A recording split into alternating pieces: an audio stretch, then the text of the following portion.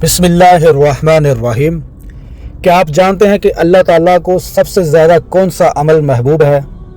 क्या लंबे रोज़े, क्या बार बार का हज करना, क्या सारा माल सदका कर देना?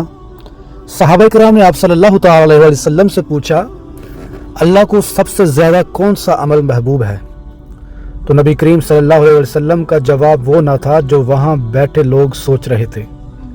आप सल्लल्लाहु तआला अलैहि वसल्लम ने फरमाया, नमाज अपने वक़्त पर अदा करना,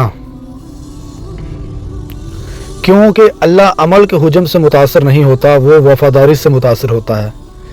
जब लोग टाल देते हैं तो आप खड़े हो जाते हो, जब दुनिया खींचती है तो आप अल्लाह के लिए रुक जाते हो। बस यही तो सच्ची और पक्की मोहब्बत है। अल्लाह ताला मिक़दार से नहीं देखता, वो इखलास से देखता है।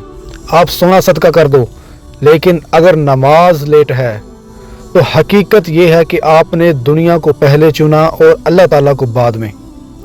अजान जब होती है वो आपके शेड्यूल को नहीं बुलाती, वो आपको बुलाती है, हय्या अलस सलात, आओ नमाज की तरफ। ये हुक्म नहीं, ये दावत है, प्यार भरी दावत।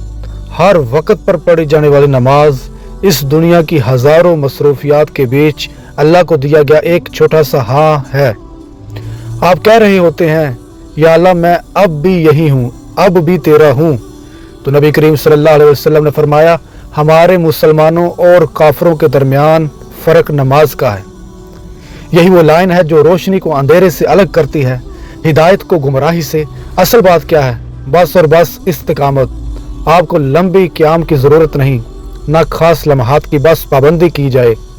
दिन में 5 छोटे वक्फे जो आपके दिल को ज़िंदा रखते हैं। हाफिजू अलस सलावात, नमाज़ों की हिफाजत करो, क्योंकि जब आप नमाज की हिफाजत करते हो तो नमाज आपकी हिफाजत करती है गुनाहों से, गम से, भूल से। अगर आप अल्लाह ताला के महबूब बनना चाहते हो तो ज़्यादा कुछ करने की ज़रूरत नहीं, बस वक़्त पर हाजिर हो जाओ। मोहब्बत वहीं से शुरू होती है। आप किसी बड़े अमल की तलाश में हो, लेकिन अल्लाह को मुसलसल अमल पसंद है। वो इस बात से नहीं मुतासर होता कि आपने कितना किया, बल्कि इससे मुतासर होता है कि आपने कितनी बार उसकी तरफ लौटे।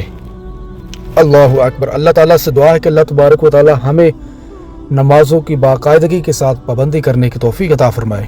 आमीन सुम्मा आमीन या रब्बल आलमीन।